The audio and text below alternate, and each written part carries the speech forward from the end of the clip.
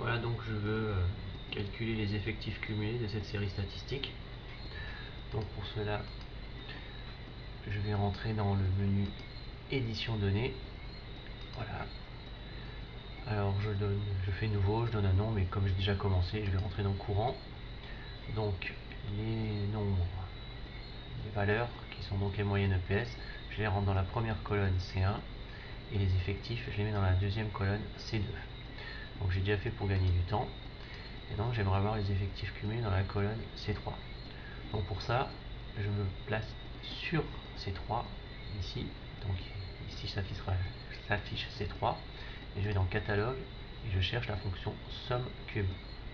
Entrée et je demande de faire la somme cumulée de ce qui se trouve dans la cellule dans la colonne C2. Voilà, je fais entrer et il me calcule les effectifs cumulés là-dedans, donc dans la colonne C3. Donc maintenant, j'aimerais obtenir le diagramme des effectifs cumulés. Donc pour ça, je vais aller dans le menu F2, qui est donc la configuration graphique. Et donc je vais choisir le graphe 1, où j'ai donc plusieurs possibilités, donc nuage de points, polygone, etc. Donc je vais choisir polygone. Alors ici, ça me permet de choisir le type des points, donc je vais choisir des croix. Donc en abscisse, je vais mettre ce qu'il y a dans la colonne C1. Et en Y, je vais mettre ce qu'il y a dans la colonne C3, là où j'ai calculé mes effectifs. Donc je fais entrée. Voilà. Donc c'est coché. Donc si c'est pas le cas, j'appuie F4 pour valider la fonction. Enfin la fonction, le graphique. Et là je fais donc graphe. Et on voit très bien mon effectif cumulé qu'il y a. Si jamais la fenêtre n'est pas bonne, je vais dans Windows et je fais des modifications.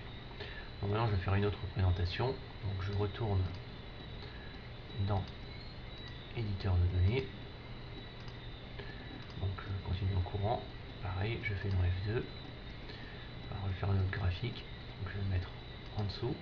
Alors d'abord je vais désélectionner celui-là, donc avec F4. Je vais en sélectionner un autre. Donc je vais choisir F1.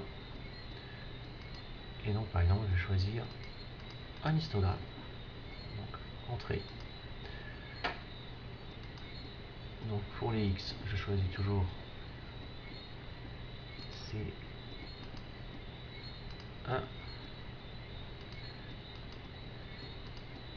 Et je vais choisir donc pour les fréquences, donc pour les effectifs c'est la même chose, donc c'est 2 cette fois-ci. Voilà, je valide, donc c'est coché, etc. Donc comme avant, je fais graphe et je vois l'histogramme qu'il y a. Donc l'unité ne me plaît pas, donc je vais la modifier.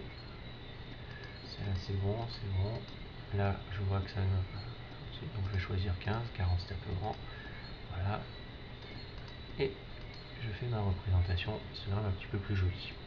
Voilà, donc il y a différentes façons de présenter, de représenter les séries statistiques avec une TI 89 Titanium.